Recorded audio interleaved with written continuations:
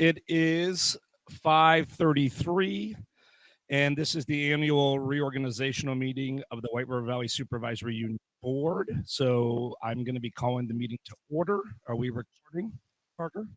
Thank you. Are there any adjustments to the agenda? Hearing none, the first order of business is to elect a chairperson. Do I have any motions for chair? Nomination, sorry. I nominate Kathy. We have a nomination. Do we have a second? A second. Board members in the room, in order for the meet to hear you, I would suggest you turn your mics on now so that you have them.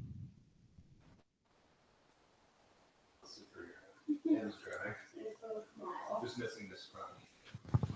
Thank you.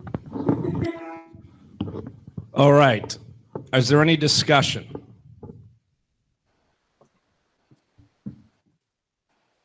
Hearing none, I'm going to call the question in the room first, and then I'll do individual voting board members online. In the room, if you are in support of Kathy Galuzzo for board chair, signify by saying aye. Aye. Aye. Thank you. Stacy? Aye. Great. Dustin? Aye. Bill? Aye. Nell? Aye. All right. Kathy, this meeting is all yours. Congratulations. Aye. Thank you, Kathy. Thank you very much, guys, for trusting me again. So moving on, we need to elect a vice chair. Do I have nominations for vice chair? Stacy is currently in that role. I nominate Stacy. Do I have a second for nominating Stacy? I'm happy to second. Any other nominations? Hearing none, I'll call the question. All those in favor of Stacy Peters for our vice chair? Aye. Aye. Aye. Aye. Any nays? Hearing none, Stacy Peters is now our vice chair. Thank you, Stacy. All right, we need to elect a clerk. Do I have nominations?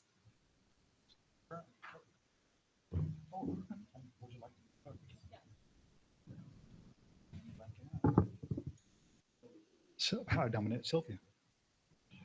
Second. We have a nomination for Sylvia Moore and a second. Any other nominations? Hearing none, I'll call the question. All those in favor, say aye. Aye. Aye. Aye. Are there any nays?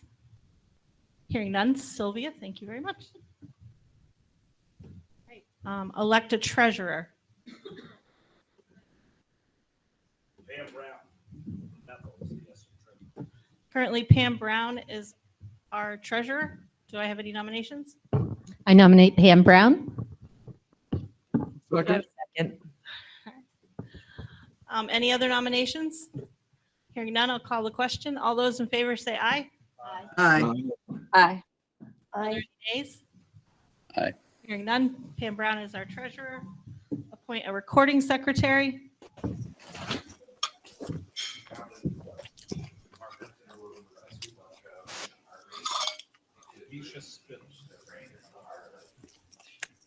Do I have a nomination for Misha Spittle?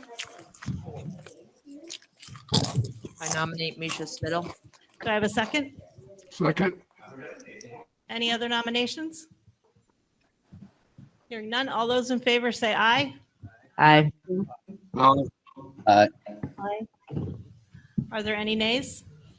Hearing none, Misha Spittle will be our recording secretary. Appoint one member for signing AP and payroll. Currently, that has been me. So yeah, it's fine. I have a routine done now. I appoint Kathy. Second. Any other nominations? All those in favor say aye. Aye. Aye. Are there any nays? All right, hearing none, I will be the member for signing AP. We need an alternate for signing AP. I nominate Jamie Daniels.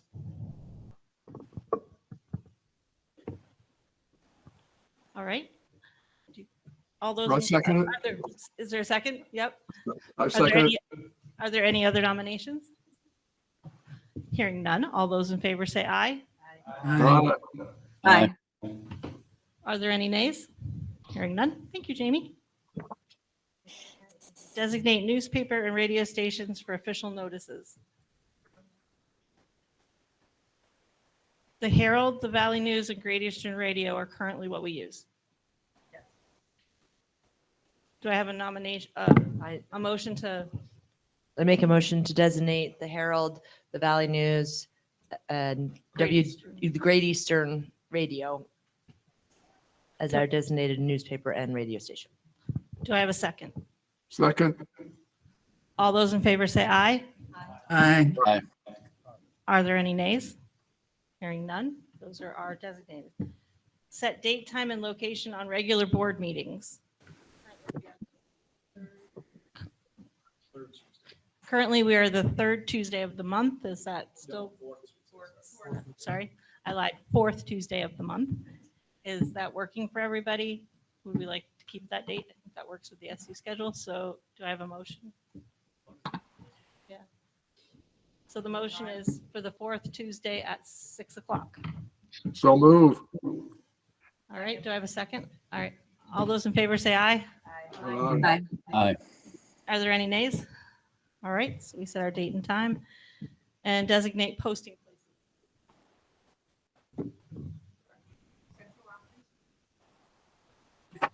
Our posting places currently are the central office and in each building. Would we like a motion to keep those the same? So moved. Do I have a second? Second. All right, so all those in favor of posting places of the central office and each of the buildings, say aye.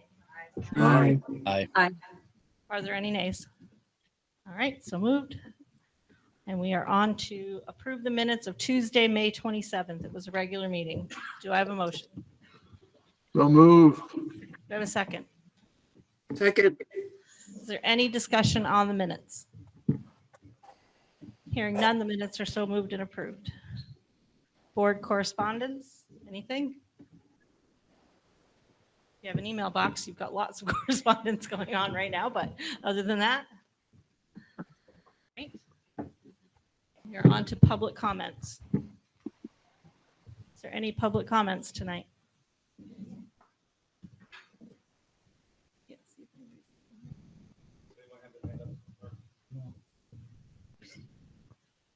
All right, so we will continue on. Discussion with elected officials on H454 Education Transformation Bill. Do we have any elected officials online? No, I know. I was going to introduce them.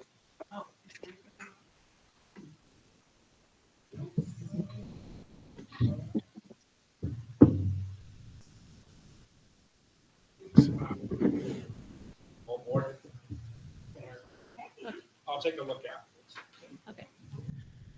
So we did reach out and invite senators and representatives, and I would like to introduce Senator Clarkson. She has joined us tonight.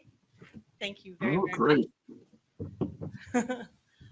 And maybe it would help you if we go around the room and just introduce you to the board members real quick. So we'll start with you. Use the mic too. We go back way back. All right, you know her name. Yeah.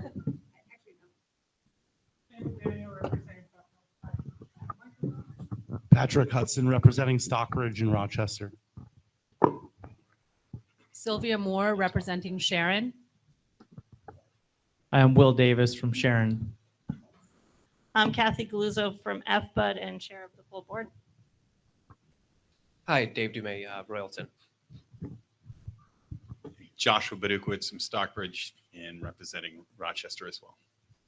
Amy Well, Rochester Stockbridge District. Herg Lopez from Stratford.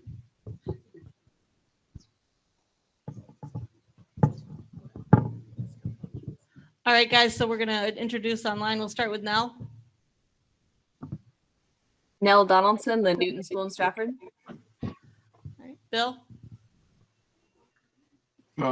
Represent Rochester and Stockbridge. Good to have you here, Senator. Dustin. You're muted. Representing Stratford, Dustin Ray. Can't see who's next to Dustin. All right, Stacy. Hi, Stacy Peters here from Granville Hancock District.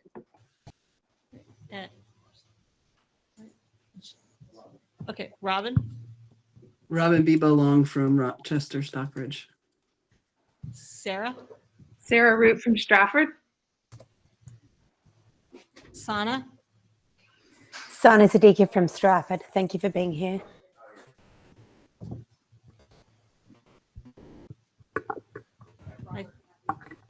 And Robert.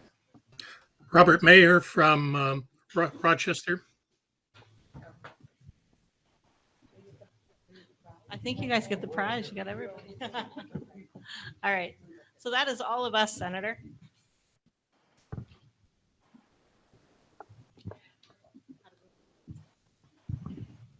So Senator, maybe you could provide the board just with an update. I have no update. All right. They're meeting for, well, I can tell you where we are. I mean. Right. They've heard But from you me, but it might be probably know- good for them to hear from you too. Yeah. Well, where do you want me? I'm going to come stand by Nancy. It's great to be here. Thank you very much for inviting all of us. And I'm sorry, I'm the only one who's able to join us, but we're at a funny spot. I have served in the legislature for 21 years, and I have never experienced a legislative session like this where we have a priority bill that then gets to the end of session and it's still so thorny, people aren't able to agree to it, and that we adjourn for 2 weeks and come back. I mean, this is extraordinarily unusual. Just for introduction, I'm Allison Clarkson. I represent you in the Senate along with Joe Major and Becca White. And I serve you as chair of Senate Economic Development, Housing and General Affairs, and on government operations.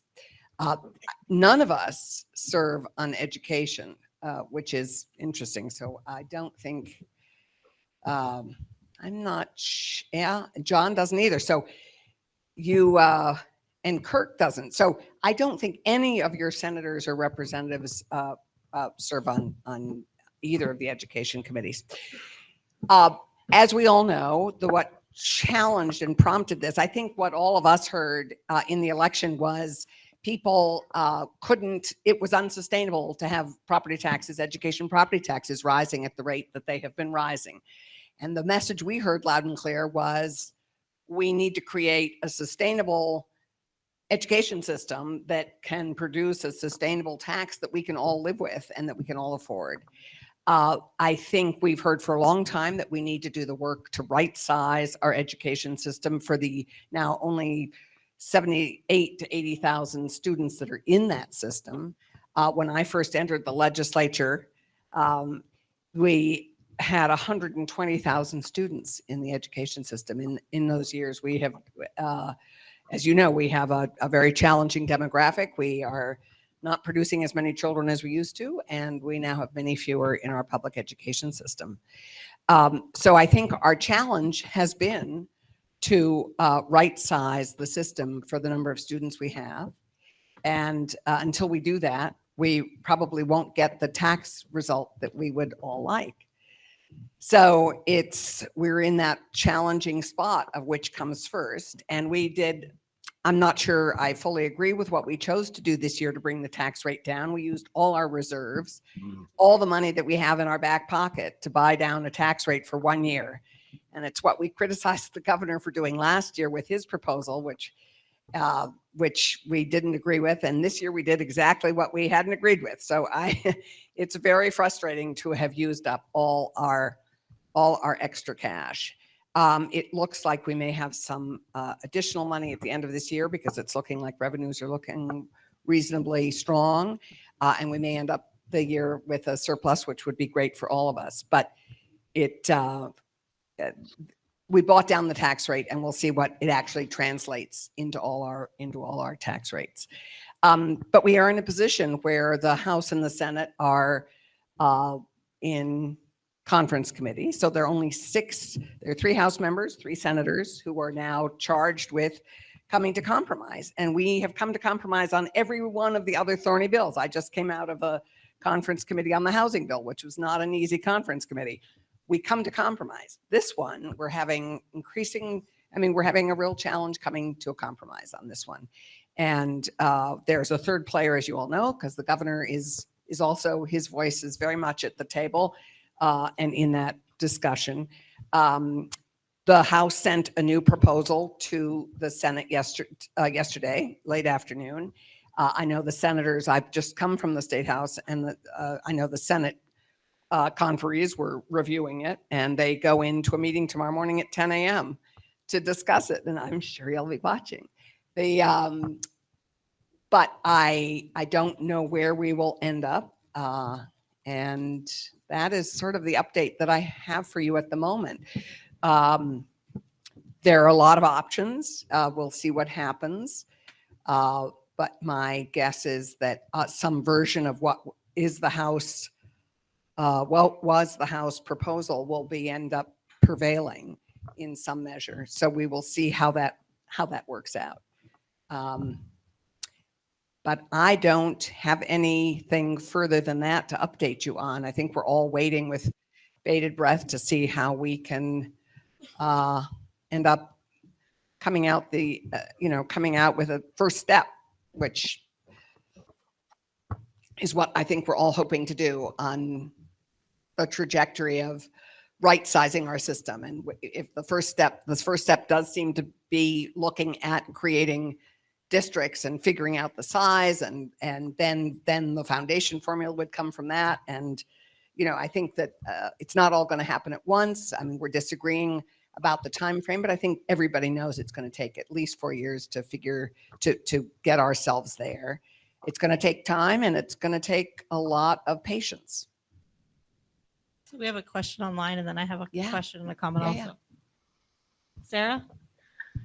So thank you for being there. I appreciate that. I have a certification as an organization development consultant from American University.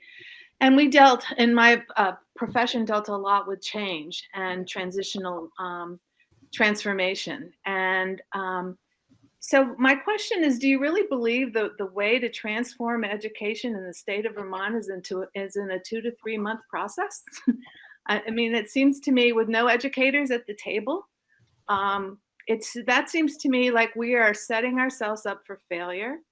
And it also goes against everything that's done around transformational transition. And so I think the legislature and the governor are going about it wrong. And I hope your vote will be no to whatever they come up with, because it's going to hurt the schools in Vermont.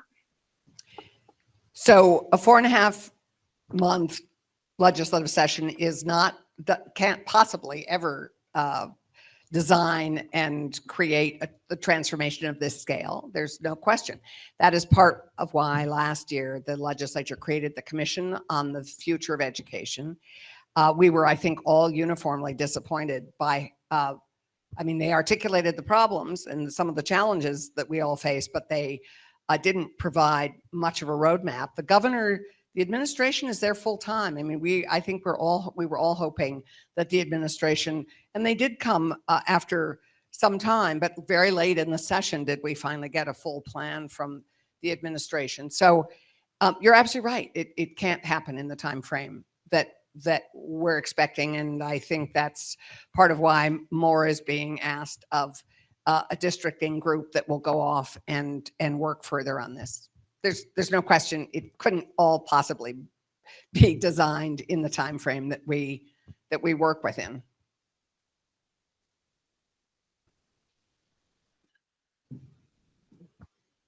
Sana? Thank you again for being here and for answering our questions. I just would like some clarification that in these conversations, discussions, the thing that concerns me is that the main goal is to essentially spearhead the reduction of, like taxes, that they're trying to save money, rather than approaching it from a perspective of how do we improve education where the byproduct of greater efficiency and thoughtfulness in rehauling the structures, which I understand takes a lot of time and work, where by the act of reworking and rehauling the system, the end result happens to be that it does reduce taxes and kind of create savings. My concern is that the main goal is to suddenly, save money. I just wanted to know whether that is, those seem to be the conversations that are taking place, or whether there is a deep thoughtfulness, evidence-based approaches, to what is happening. Well, I think it all should be evidence-based, all our work. I think the evidence was very much that Vermonters really rebelled and spoke out very strongly about their tax rate this last year, which I think almost everyone found pretty unacceptable. I know I live in Woodstock, and our tax rate went up 30%. I mean, that's just unsustainable. So no matter how much you support anything, to have an increase, it's just like what we face with healthcare. I mean, it's just completely unsustainable. I think that called the question. I think, sadly, it did call the question on something we know we've needed to do for quite a while, which is really review and revision an education system, and how can we best deliver for a smaller number of students a better, an ever better education system. But you're right. This year, when we were on the campaign trail last year, I didn't hear, oh, we need to transform our education system. No one said that. Everyone said, please bring our top property tax rates down. So, we're in that funny spot of, yes, you're right. The tax issue called the question, but now we need to do a thoughtful job of really looking at our education system and seeing how we could be more efficient, produce a better result for fewer students. Okay, thank you. You've already heard this from me, but I'm going to say it again anyways. Borrowed this. A couple of ways that I can think of to save taxes is, number one, start having people with second homes pay at least the same tax rate as the people who live in the towns, because especially in a town like yours, where 60% of the homes are second homes. And there's a wonderful editorial today in the Valley News by Katie Hughes, who grew up here in Bethel and graduated from Whitcomb, pointing out that her tax bill, when the taxes went up, for her $300,000 home, her taxes went up to $2,000, whereas the non-resident who has the $300,000 home, their taxes went up to, I think it was 15 or even less than that. So right off the bat, with these towns that are dying from the fact that they have no homes available because all of the homes are being bought up by second homeowners or by corporations that are using them for Verbo or whatever, and they're not paying a tax rate that they should be paying. So right off the bat, to me, that's a no-brainer. And as Katie said in her editorial, so what's going to happen if we raise the taxes on the second homeowners? There's three possibilities that she came up with. Number one, they're wealthy enough that extra $1,000 a year or whatever doesn't mean a thing to them. Number two, they decide they want to sell their home. There's a whole long line of other people wanting second homes that are going to snap them up and not even think about the taxes. Or number three, maybe the prices of the houses will start going down and people who actually live here will be able to afford them, because maybe the market will get glutted with these second homes, which my estimation be a great thing. The other solution, which was another editorial in the Valley News today, would be, let's stop having two school systems. Right now, we're subsidizing public schools and private schools.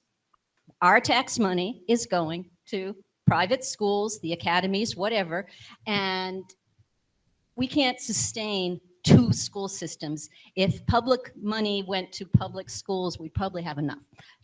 And I also wanted to point out that Royalton's taxes went down 5% and Bethel's only went up 2%. So something's working in this district. That's great. Okay, second homes. I think we'd all like to be able to do that. Let me just remind us why we have that different differential. They aren't, second homes are not taxed. They're called non-homestead tax rate at the moment. That includes commercial and anything else, anything that isn't a full-time residential home. The Act 60 and 68 divided it because they felt in their infinite wisdom that people who didn't benefit from the added tax that was voted at town meeting, if we wanted to increase the spending in our school districts, that the second homeowners who didn't vote on that shouldn't have to pay the additional tax. And at the beginning of Act 60 and 68, it wasn't always that the second homeowners were paying less. Sometimes they were paying more because it's a flat rate. And sometimes it was, so now it's changed over the course of time. We absolutely, I think most of us would very much like to tax our second homes more. The tax department sat on that study for 2 years and reviewed it, and they're still having challenges with it. I think many of us are ready to move forward with it. It's one of the things under discussion, I believe, in terms of the funding of this bill. And many of us are very supportive of that. We have started to tax second home purchases at a higher rate, which many of you may not have noticed, but last year the property transfer tax for second homes went up significantly. So there was a rush on purchasing second homes before August 1st. But after August 1st, the price to buy a second home here went up. And yes, there are lots of different ways we could be doing this, and not every town had property taxes go up enormously, but many, many did. I have a couple of quick questions. A system that doesn't have school boards, how does that work? How does my town have its voice heard? That's my job. And if school boards are taken away and they haven't even really said what the person will be or who it will be or where they will be located, how does that work? That I think is the job of this districting group that will be, and then actually the government operations committees in the House and the Senate will have to do the work of figuring out how we all vote for these districts too. So I don't have an answer to your question. I don't think we will until they actually create districts that make any sense. So does that mean after a bill is passed? I mean, it just. I don't know what it means. I don't sit on education. This is not my area of expertise. I don't know the answer to that. And my second question would be is right sizing. You keep saying right sized education. Where's the data that shows what that is? You talked about 120,000 students that were in Vermont before, and now we have 70 or 80,000.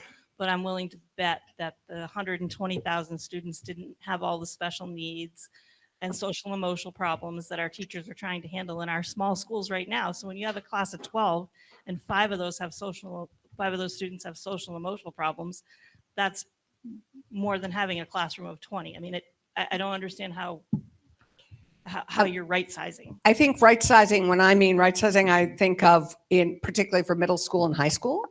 And I think of how many languages you want, how many sciences do you want, how much, I mean, you need a critical mass in order to teach a variety of subjects and as rich a curriculum as you would like.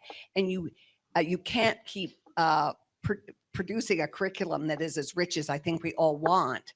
I mean, and as varied and as strong with fewer students. So for me, right sizing means finding the critical mass that you need to be able to have the instruction in every area that you want to have it, so that you can have, not just Latin, but you can have French and Spanish and German, and you can have all the sciences that you need, and you can have all the arts. But you can't do that as your high school student population keeps going down, down, down.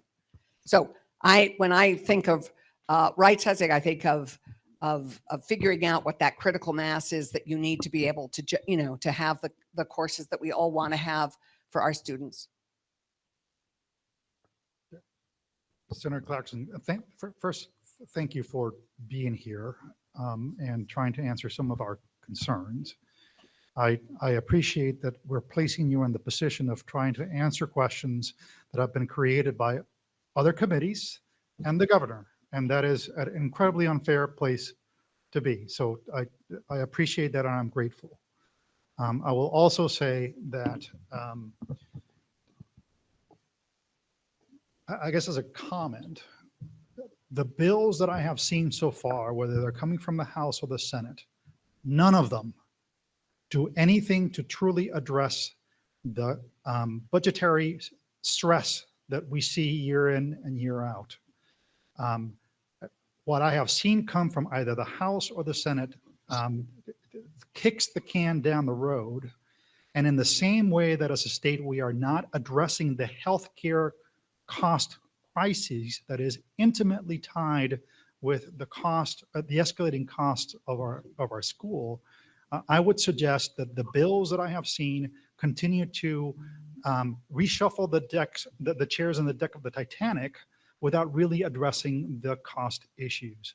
So my request to you and to all of our senators is that as you approach your vote on whatever this conference committee comes up with, that you take a close look at, and it's not just to you, to all of our senators and representatives, at whether or not the bill that is coming out of committee actually does what the voters of our state wanted, which is to address the cost issues in a meaningful way, rather than just simply reshuffling the chairs in the deck of the Titanic. The creation of new districts does not solve the issue. And it does not solve the issue because as you have greater and bigger districts with a multiplicity of schools, you will be dependent of superintendents that will not have the time to dedicate to those schools. And that will create a need for middle layers of individuals to be able to address and do the things that our superintendents are doing. So it is actually creating the need for more FTEs than the current system that we have. So I urge you and all of our senators and representatives to really take a look at what is coming out of this committee and conference, because nothing that I have seen, including the governor's plan, truly gets at what is driving our costs. Thank you for being here. I don't disagree. I think there's nothing that we're doing, and it has to be obviously not just in this bill, but it has to be much bigger than that, is the healthcare costs. And that was our big driver last year, 16.4%. Our school budgets went up, healthcare went up. I mean, that's just completely unsustainable. And we're, we noodle around the edges of the healthcare challenge we face. And, it's still inadequate. And I completely agree with you. I don't think there's anything in these bills that saves us significant money. And you won't. If we regionalize and we redistrict and you create regional middle and high schools, that's going to cost a bomb. So I see us spending more to then eventually someday way down the line save money. Senator Clarkson, what I just heard you say is that you are a no vote on this bill. So I know that I'm not asking you to commit right now, but based on your comment, that's what I just heard. I think there are many of us who are very concerned about exactly that. Thank you. We have a couple more online. Robin? Thank you. Thank you for coming, Senator Clarkson. Hi, Robin. Long time. Seen you in a long time. I heard you use the words right size, and you talked a lot about the taxes. And I want to talk about how Act 46 was supposed to make these changes and consolidate things, and it really just created more problems than anything else. And it didn't save any money. It just made more messes. And I feel like this particular bill, when I hear the words right size, I'm afraid it's going to be the same way. I really think if you think in terms of the longevity of our state and the need for having young people be here, we need to make sure that people feel safe and in their communities, and it's not developmentally appropriate to like send kids for an hour and a half, because geographically our state is very, as they can say, can't get there from here because it's really hard to get from here to there in a lot of different ways. And for children, it's particularly harder. And it can be dangerous in the wintertime. So I really encourage you to make sure that we're not doing another Act 46, that we're not creating another problem. I mean, things come down that we're going to make changes, and someone said earlier, is there any educators involved in this? Are not administrators, teachers, to talk about the problems that are going to be faced from these changes. You know, a lot of the costs that we have are tied to our opioid problem in the state, because the biggest victims of that problem are the children of the parents who have that problem. And so it costs more to help a child that's in trauma wherever you are. And I'm not saying this is our district's problem, but I'm saying it's a problem throughout all the districts. And so there's a lot of systemic problems that need to be addressed to really bring down the costs of everything. And I really hope that we're thinking about the longevity of the state and encouraging people to live here. We already have a housing crisis in that case. But if you move into a town and there's no school there, people are not going to move into that town. So that's a problem. And I just hope you consider those things when Woodstock's a very different world than the towns that we're in. I know, I've lived in both. You have, and you've lived in a town with no elementary school. And it killed the town for a long time. It's just coming back. Yep. I don't disagree. I think trauma, if this state could effectively address trauma, we would save hundreds of millions of dollars in court time, in school time, in lives. Trauma costs this state so much more than it can possibly afford.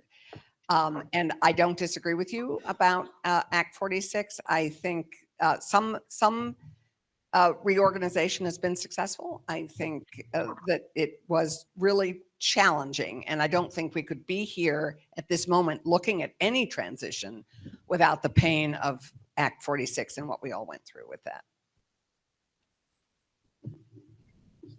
Oh, and I just wanted to say about elementary schools. I don't think there's any interest in closing our local elementary schools. I don't think I really think that what people are talking about in terms of regionalization and I'm sorry, right sizing doesn't seem to be the right word for everybody. I don't know what else to talk about. I mean, if you talk about it regionalizing our education, our middle and upper school, but I don't hear really anybody talking about that for the elementary schools. Then Senator, have them remove the class size numbers from the bill. That is in there to close smaller schools in order to find the savings that this bill requires. Yes. In order to have the tax relief that folks are promising. Yeah. That is the mechanism in the bill. Right. And that is the one major piece of quote unquote cost savings that would actually have devastating effect on many schools. I agree. Stacy? Yes, I wanted to follow up on this exact subject. So I live in Hancock. Hancock and Granville do not operate as schools. We merged around the time of Act 46. We tuition our kids wherever the families need to go for work, because closing a school also reduces employment in some of these towns by a lot. 96% of our kids are tuitioned to neighboring public schools, 99% if you include the Sharon Academy in that. So, there is a narrative going around that being able to send our kids tuitioning to neighboring schools is some sort of loophole that allows us to send our kids to fancy private schools, and that just is not happening in our working class towns. And I mention this because those towns on a map are very close by. I sent my daughter to the Warren School, which takes me 20 minutes to go by car. It took the bus 50 minutes, sometimes longer in mud season and on snowy days. And so that was a 50-minute bus ride for a kindergartner. So if that school closes because of class size minimums, then we're talking about sending those little kids even further up the road. So I would agree with Jamie. One thing that we really feel threatened by in these small towns is the class size minimums. They've tried to soften that language a little bit, but as long as that's in there, that is a mechanism for the legislature to determine where our little kids go to school and what impact that has on our communities themselves. I was sending my child to the Warren School because I was commuting up the valley for work.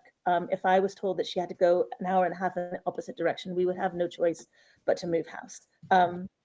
Closing our schools has already done a number on our communities. Our communities are not going to recover from this, and we again, we saw a nearly 40% increase in our property taxes last year, in large part because of the CLA. So I would just urge you to consider the impact of this on our very small and often most disenfranchised kids. We very much want to be able to give them great opportunities, but we're not going to be able to give them great opportunities if they're, spending 90 minutes each way on a bus or more.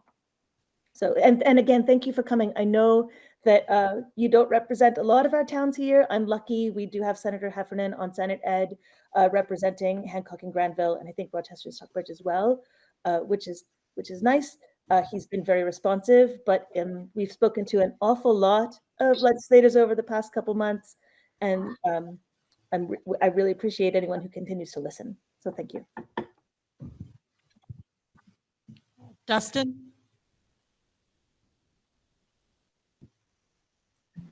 Yeah, thanks. Thanks. Second, everybody saying that, appreciate you coming and showing up, putting yourself out there for sure. This is a kind of a tense time. And just kind of want to, pretty much people hit on the similar talking points that I was going to mention was, it's one of the reasons that the school is actually one of the reasons we moved to town. And so, it's, I think the class size, again, I think, as Stacey was saying, having that mechanism in there for allowing possibility of schools, even though you're hearing, I guess, that the elementary schools won't close, but, just having that assurance, that would not happen, that would I think ease some of it.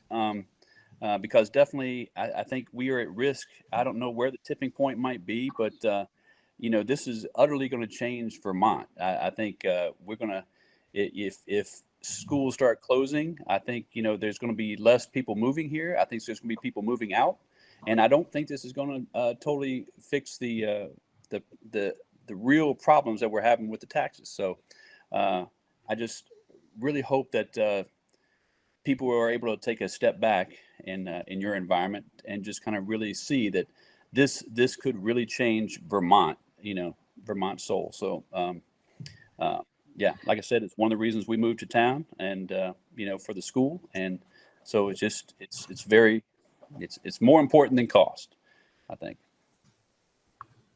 Thanks. Bill?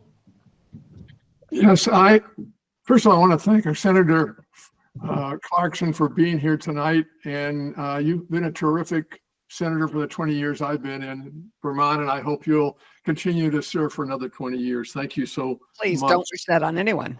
I'm a fan.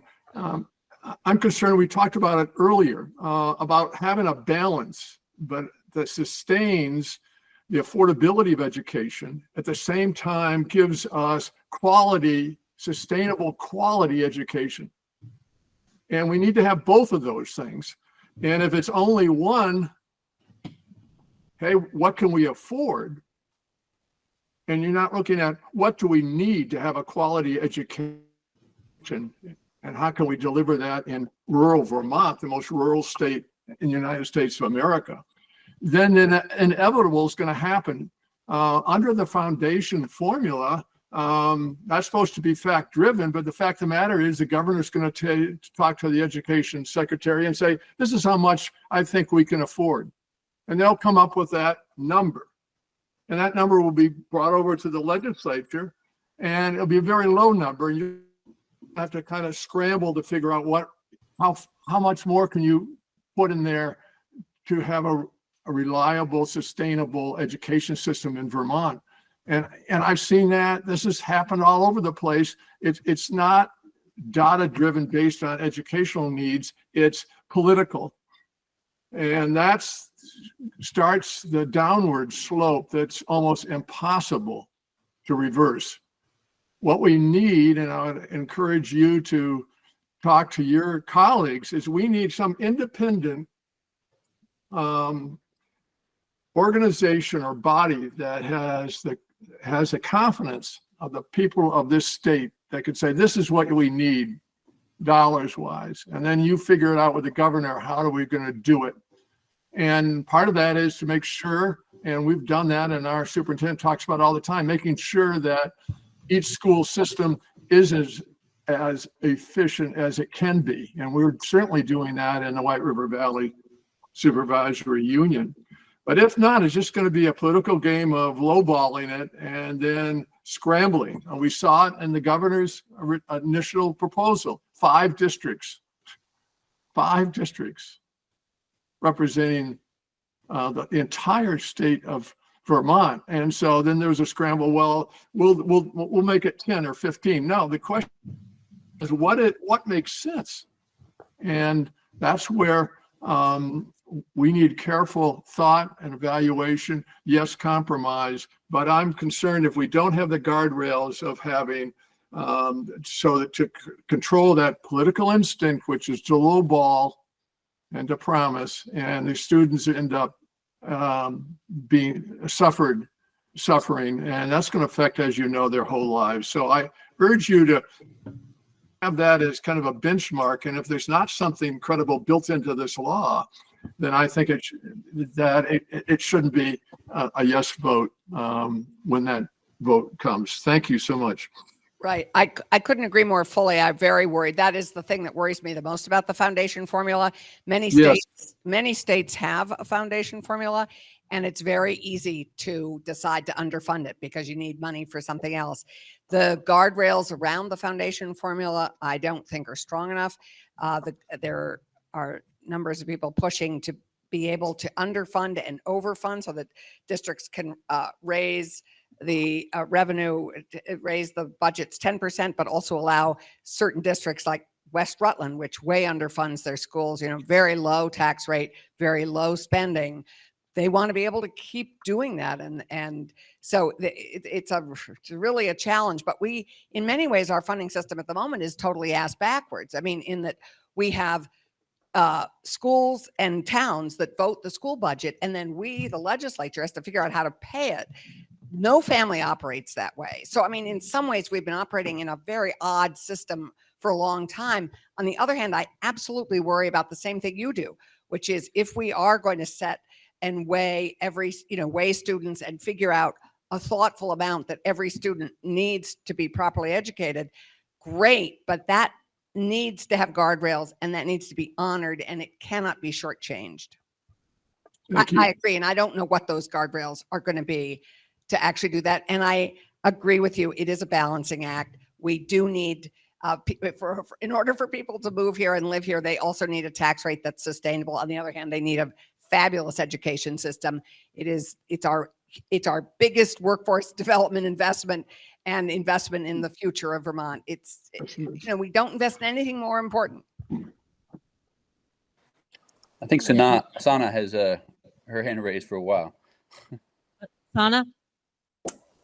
Senator, I really appreciate your advocacy, and that, it sounds like we are aligned as far as like wanting to safeguard the quality. I wanted to offer this perspective as well on, a couple of points. This idea, taking out the class sizes limitation. I did some research and some reading, and I learned that, Massachusetts, Connecticut, South Carolina, and Mississippi, after going through different consolidation processes in their education system, also a decline in academic achievement post-consolidation. And the reasons for that were the students that were impacted by, as others have mentioned, the longer busing routes, the impact of access to that community, being taken out of that community. I don't disagree, that there needs to be an examination of how resources are distributed, but I would absolutely say that the class size, fixing a class size or saying, oh, the school isn't working because the class size is too small. I would argue strongly against that. The reason being the quality of the community culture and education is every bit as instrumental in supporting the success of these students, and that there needs to be an examination of how resources are distributed, and the school boards are essentially like can deliver the specifics on what the school needs to ensure that there is a holistic and enriched like education built into school programming. And it also supports in other ways, because the very culture of a school can also, even in these small communities, enforces positive behavior models. And I can speak from my experience. My son, having come from a bigger school district over the border in New Hampshire, he actually said to someone today that he loves Newton because he gets to know everyone. I have firsthand witnessed how positive behavior is reinforced because there is a degree of accountability that cannot be captured in metrics. Because everyone knows everyone, everyone's parents are looking out for everyone else's kids. That is the piece of school success, which is not necessarily captured in reports. And those are the students that, I work for Dartmouth College. The students that come to me who are of such an amazing caliber of character are the ones that came from small towns, who have an understanding, who come with a sense of investment, and just because the example was set for them. And so I just want to encourage you and ask you to make that argument. And again, I know you're not in the education committee, but just to hold that when you're casting your vote, when you speak to your colleagues, that this is another piece of small town education, which I think is so understated but incredibly important. And I have lived in places with greater, more robust education systems. I know the argument is that, oh, there's resources, that more resources consolidated, but there are other ways to approach that. And again, through the school boards can advocate for, hey, this is what we need, so that resources are distributed as efficiently as possible. Thank you. We have a couple more that we're going to do, and then we're going to go to our other board meetings too. Jamie? Hi, I just wanted. Yeah. Okay, thank you. I just wanted to add an example that I think illustrates what a number of our colleagues have already said. Some of you may know I moved to Bethel 4 years ago after purchasing property here 6 years ago that my son and his husband lived in for a while. 10 years ago, my son's husband's brother and his wife moved here and bought a farm and started a business and had a little boy. And that little boy is now in 3rd grade here. In the course of the 10 years since then, my son and his husband moved here and started a business. The child's grandparents moved here and started a business. I moved here and bought this home. The end result of this is, because this one family decided to come to Bethel, and the original couple moved here in part so their son could go to school in the town he lives in, which he does and which he enjoys. There are now 4 sets of homeowners paying taxes, property taxes, to the town. There are 4 sets of people, myself included, buying things at businesses in town, supporting the town, supporting the social life of the town. As I said, 3 of these couples have already started businesses that draw spending and social life to the town. And this one child who enjoys being in school in his town was the anchor to all of these people. And it improved taxes in the town. It improved the social life of the town. It brought several sets of young people to the town. I'm probably the oldest person that was drawn to the town, but it's clear Vermont needs more young folks coming, and that's why people come. Not for all kinds of other reasons, but a primary reason to get young people here is so their child can go to school. Thank you. And Robert? Yes, thank you. I've been on school boards since 1988, serving Rochester in its various forms. One perspective I've been saying since that time is you have to think long term. The short term, the short term legislation and such is just ridiculous. And it can't be in 3 years or 5 years. It has to be in 10 years or 15 years at least, the time it takes your students to go through the whole system. I see a tremendous lack of that in general. I'd also like to point out one thing that got the state so involved in the education funding is the court's decisions on equity financing of education. Now, there's a big problem here I see looming, that how is it equitable for a large town's kids who have a very short commute to their school versus small towns which might have a 90-minute commute? How is that equitable for the kids? I mean, it's not just equity. We're supposed to have equity in funding so that we have equity in education for all our kids. But having long bus rides for rural kids and short bus rides for larger towns doesn't seem very equitable to me. Thank you. I think that there are challenges with equity now that are huge. I mean, that's just one of the many things, but that we have towns that are able to afford and continue to vote budgets that are so much more substantial. When I look at Woodstock's budget versus Fairhaven's budget, I mean, it's just shocking to me that, that's totally inequitable, that we have, and we've sort of grown in equity with after the Brigham decision in many ways, which is really hard to deal with, but is true. Senator, thank you for coming and welcoming our questions. I just want to echo upon the board members who have shared testimony, and I want to share mine as well. From Boston, born and raised, relocated a couple weeks prior to school starting. And my experience in Boston public schools, which obviously Boston has a reputation for great education system. We weren't pleased, and we checked out. Again, we're one of those second homeowners. And the temptation of something new, and a lot of people my age that I'm discovering in my small little town have a similar story. Transplants who moved for a better way of life for our family and our children, our grandchildren. And the impact it has had on my family, me personally, but my son, and see him thrive in Stockbridge Central School has just been overwhelmingly impactful to all of us. And I just want to, there's this conversation had been talked about population and not having enough kids. The education is what is bringing new blood into this community. And it's just something I wanted to voice because, again, I've heard other board members speak on that.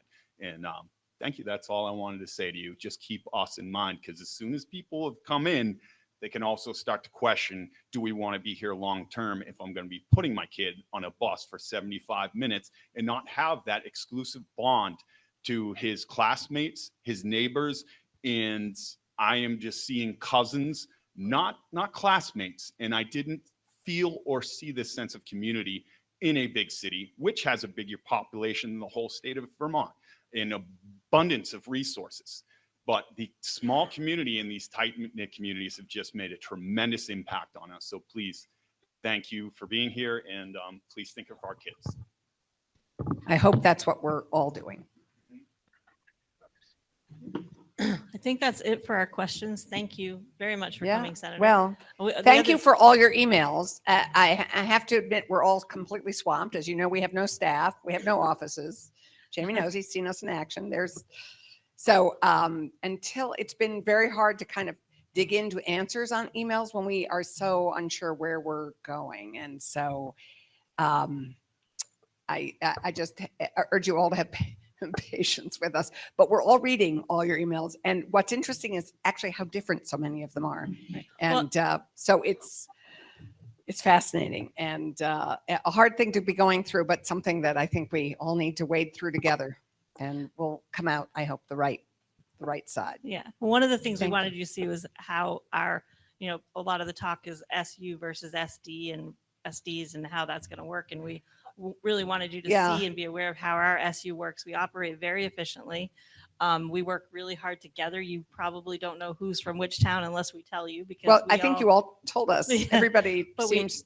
but we all work and try hard for all of our towns. I value the education in Rochester as much as I do in Tunbridge and Chelsea, and I think everybody on our board feels that way.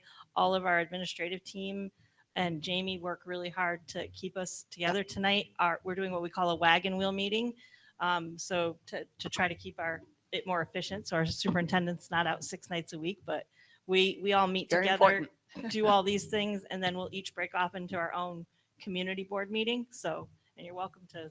I'm sure you're tired and want to be on, but you're welcome to join any of us. I appreciate it. And in fact, the supervisory union is an umbrella for some very different values around this table in terms of, I mean, you heard Nancy voice a value that not all of the towns do. So, I mean, I think what's great about the supervisory union is that it does, it does pull a whole group of very different interests together.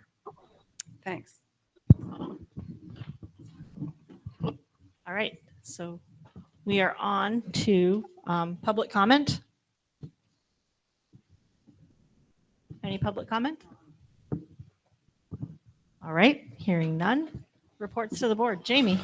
Yes, and I do want to just remind the board that we do have meetings starting hopefully at 7. So I'm going to try to get us through our reports as quickly as we can. In regards to my report, you have my written report. I put out a community letter today updating about H454. I sent you an email earlier in the week about H454. I will be at the Joint Committee tomorrow to see the House's proposal to the Senate. One of the things that I'm concerned about right now in that draft, well, what I expect the House to provide the Senate tomorrow is that there are 4,000 to 8,000 student districts proposed within that proposal from the House. So it'll be interesting to see how the Senate reacts to that proposal. SUs are still mentioned as one of the 3 viable maps that could be presented. I'm not certain whether they actually meant 4,000 to 8,000 student districts within the SU structure, or if they use SD in regards to the 4,000 to 8,000. I don't know if they necessarily mean that couldn't allow an SU of 4,000 to 8,000. So that's something that we'll try to get clarified through the coming days. I'll send you all an email with an update tomorrow evening in regards to how that plays out. But I will be in Montpelier tomorrow. The senator's correct.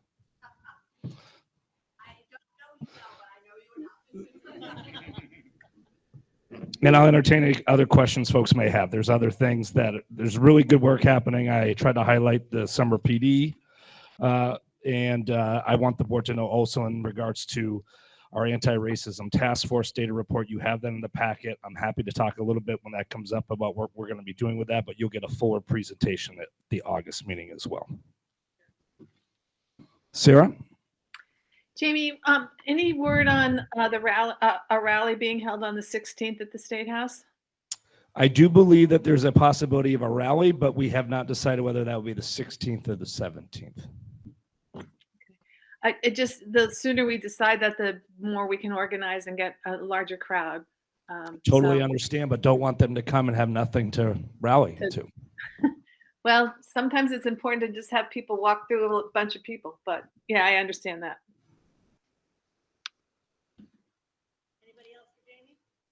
I think it's important the board knows, like, there's a sense that this will get out of committee, but it may not, Sarah. I understand that. Thanks.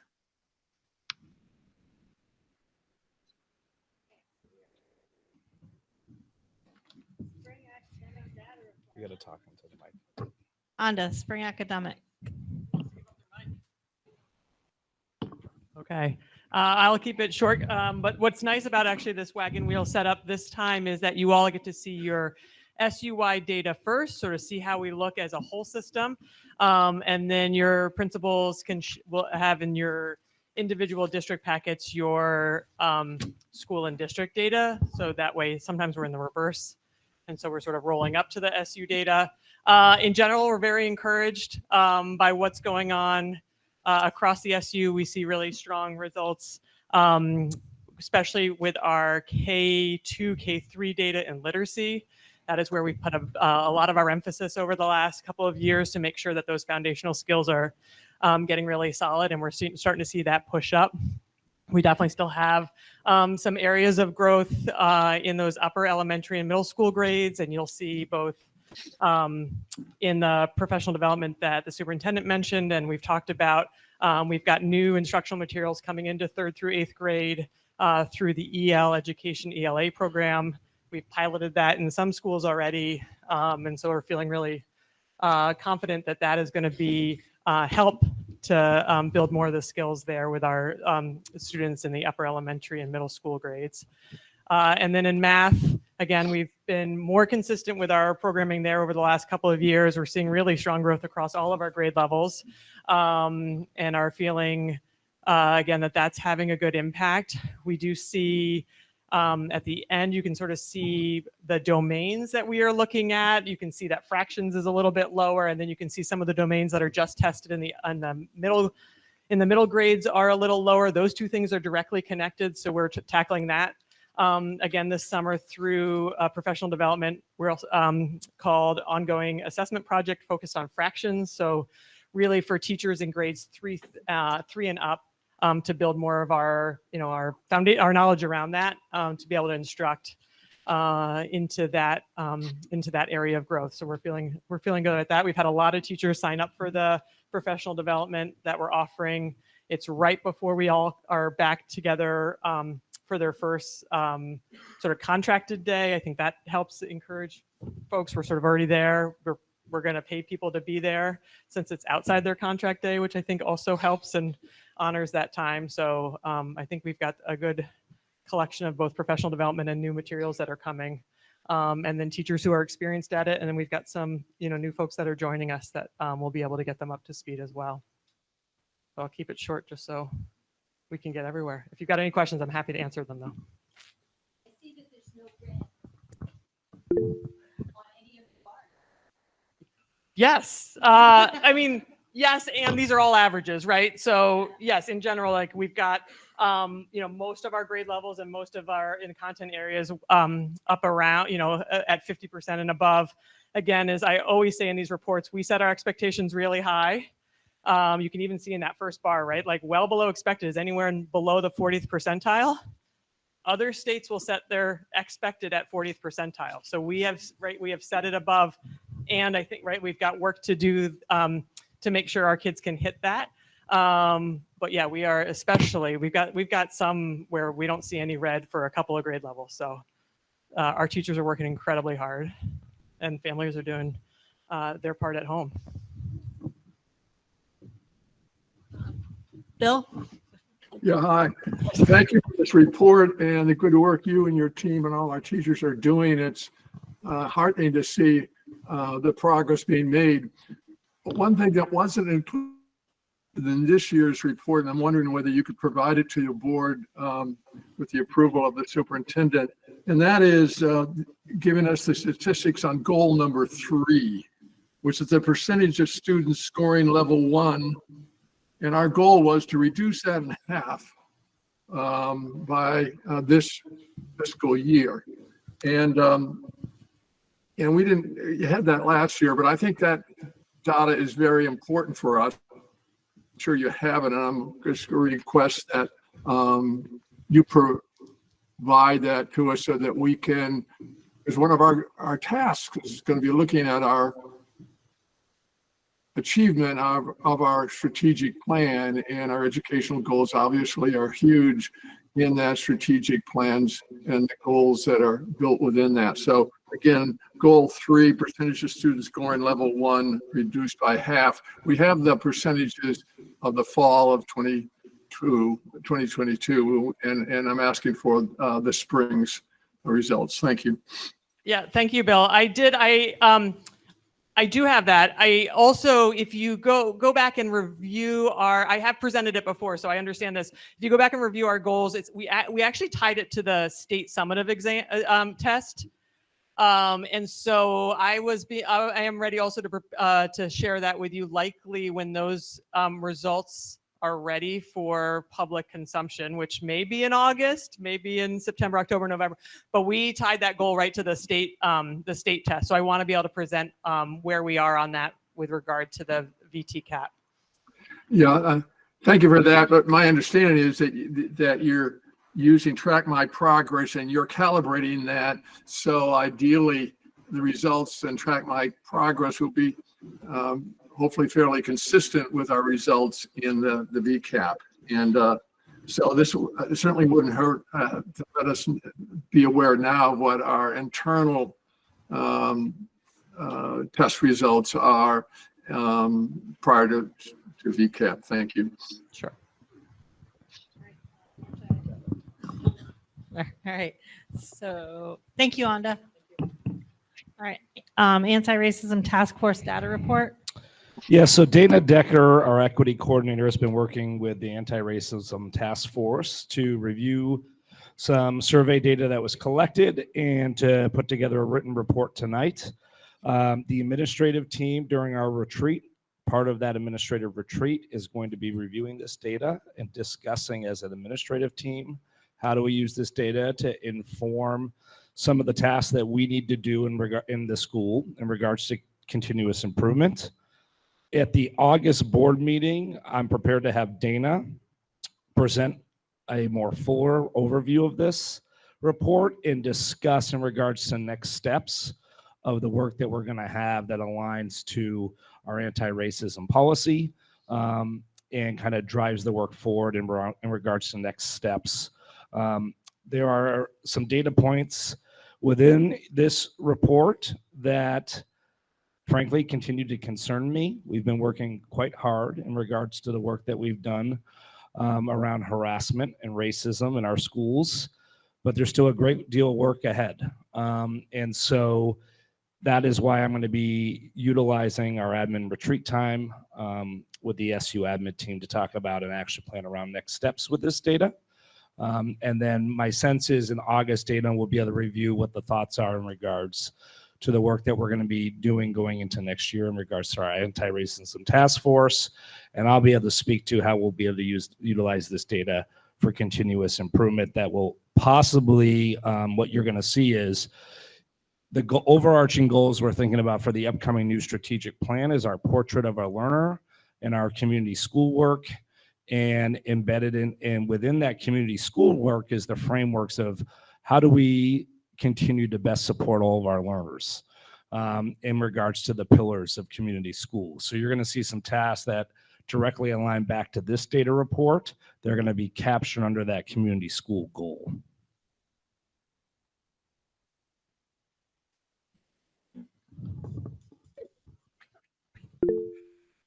So Jamie, quick question about the report it's actually on page 5. The top there is what building you are in question. And I think that means people who responded to a survey, not that there are, it is not indicative of incidents in those buildings, but rather just the people actually responded. Correct. Thank you. That's a helpful distinction to make.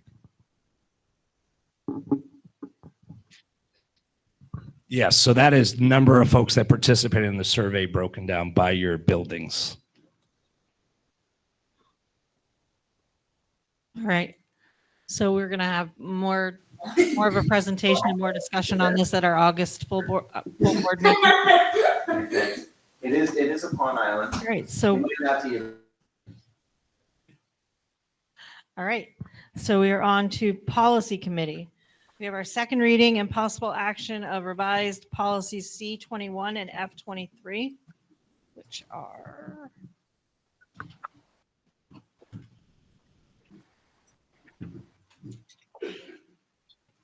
F23 is the capitalization of assets policy. And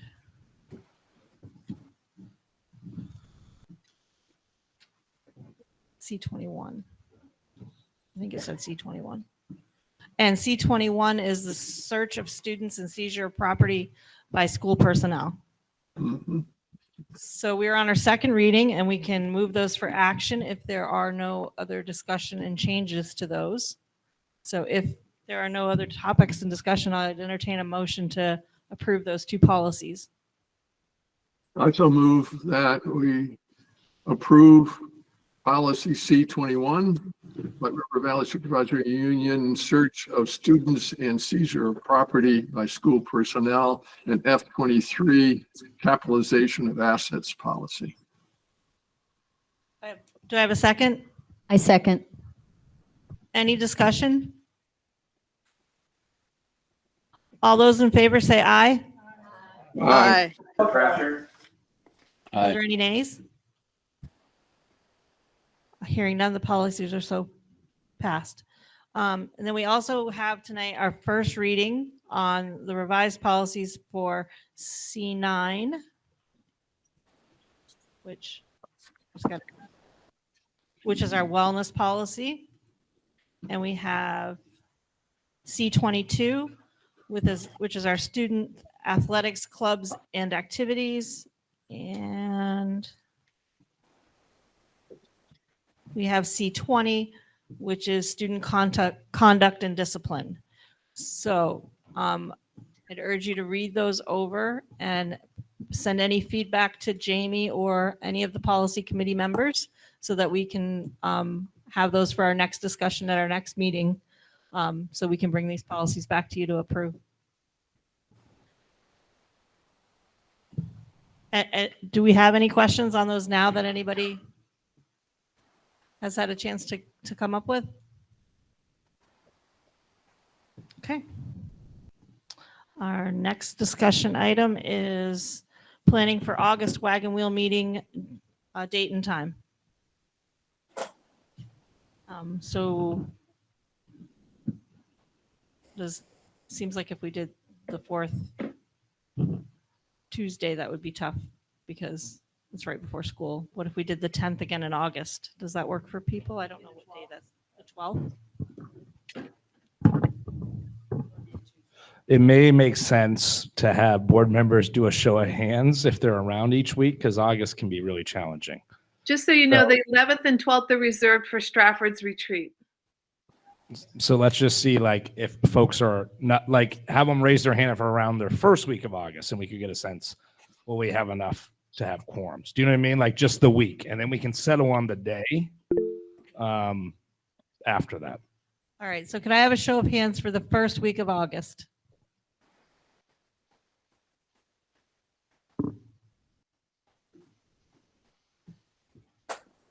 It's actually looking really good. First week's looking good. All right, so the first week looked like everyone. How about out there? We had a no in First Branch. I mean, First Branch, we would have to meet the first week anyway. Jackie, are you around the first week of August? Okay. Julie? Okay. All right. Within the first week of August, what is that? Are folks around that Tuesday evening?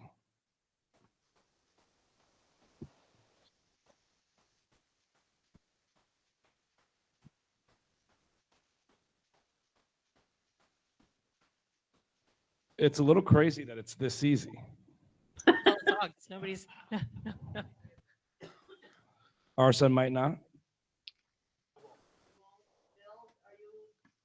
Bill said yes, I thought. Bill, you're good on the Tuesday in August or no? No, I'm out that week. Thank you. Got it. Robert's good, and Robin's got her hands up. You're gone too? Oh, you're good. Amy's not around. Sorry, I missed that. Okay.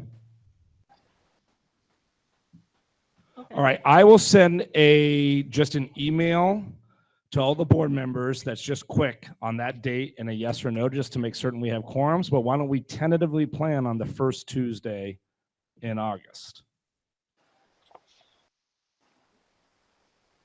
It'll be in Royalton. Okay, so it sounds like we have a plan on that. Is, all right, well, it's because we know we got to go to another meeting. All right, is there any public comment? Resignations, new hires? Anything we need to talk about? Can I make a quick announcement? Yes. White River Valley High School won the semifinal game just now. It went into Whoa. overtime. Yay. Senator, I want to again say thank you for coming. We really appreciate you hearing us. Thank you. All right, so I need a motion to adjourn. So move.